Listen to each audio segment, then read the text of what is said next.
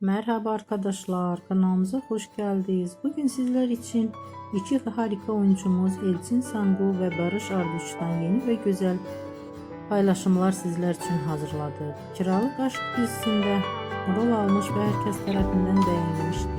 Biz de sizler için onların güzel ve romantik karelerini hazırladık. Bu videoların devamlı gelmesini istiyorsanız kanalımıza abone olmayı